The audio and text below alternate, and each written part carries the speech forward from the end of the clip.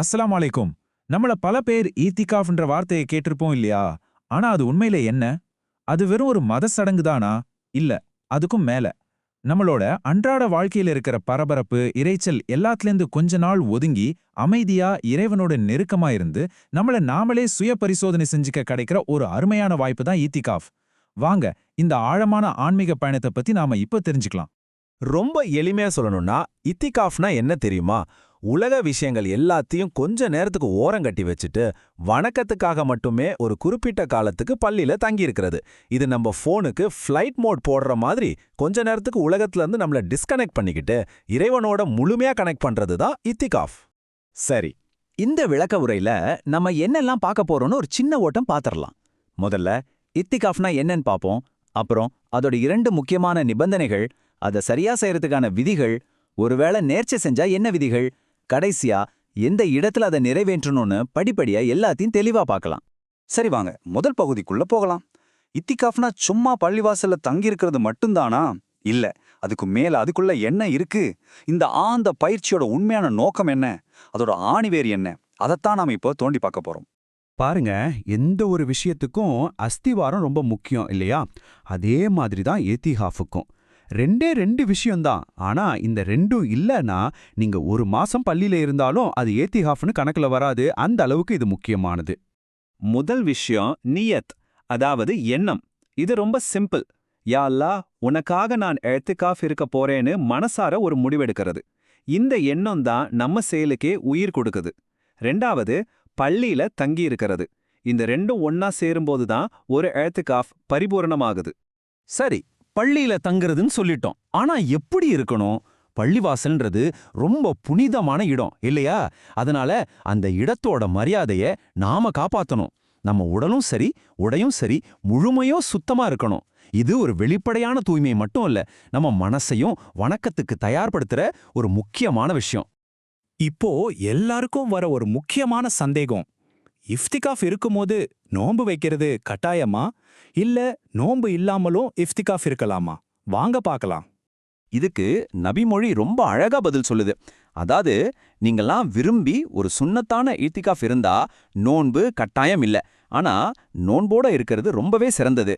ஆனா ஒருவேளை நீங்க நான் நோன்பு வச்சுதான் இத்திகாஃப் இருப்பேன்னு உங்களுக்கு நீங்களே ஒரு சத்தியம் பண்ணிக்கிட்டா அப்போ அது கட்டாயமாயிடும். ஓகே, இப்போ அடிப்படை விஷயங்கள் எல்லாம் தெளிவாயிடுச்சு. இனிமேல் இத்திகாஃப் இருக்கும்போது நாம எதெல்லாம் செய்யலாம், எதெல்லாம் செய்யவே கூடாதுன்ற நடைமுறை விதிகளை பத்தி பார்க்கலாம் வாங்க. அப்போதான் நம்மளோட இந்த ஆன்மீக பயணம் தடையில்லாம போகும். இது ரொம்பவே பிராக்டிக்கலான ஒரு கேள்வி. ஒரு மனுஷனா நமக்கு சில அத்தியாவசிய தேவைகள் இருக்கும் இல்லையா? அப்போ இஃப்திகாஃப்ல இருக்கும்போது பள்ளியை விட்டு வெளியே போகலாமா கூடாதா? போனா நம்ம இஃப்திகாஃப் உடஞ்சிடுமா? என்ன பண்றது? இதை நாம ரொம்ப சுலபமா புரிஞ்சுக்கலாம். நம்ம போன்ல இருக்கிற பாஸ் பட்டன், ரீசெட் பட்டன் மாதிரி தான் இதுவும். பாத்ரூம் போறது மாதிரியான தவிர்க்கவே முடியாத காரணத்துக்காக வெளியே போறீங்கன்னா உங்க இத்திகாஃப் பாஸ் ஆகுது. திரும்பி வந்து கண்டினியூ பண்ணிக்கலாம், பிரச்சனை இல்ல. ஆனா சும்மா ஒரு ஜாலிக்காகவோ வியாபார விஷயமாகவோ வெளியே போனா அது ரீசெட் பட்டன் அழுத்தின மாதிரி மொத்தமா கேன்சல் ஆயிடும். திரும்பவும் முதல்ல இருந்து தான் ஆரம்பிக்கணும். இதுவரைக்கும் நம்ம பார்த்தது நாமெல்லாம் விரும்பி செய்யற இத்திகாஃப். இப்போ இன்னொரு படி மேல போய் ஒருத்தர் நேர்ச்சை செஞ்சு இத்திகாஃப் இருந்தா என்ன ஆகும்?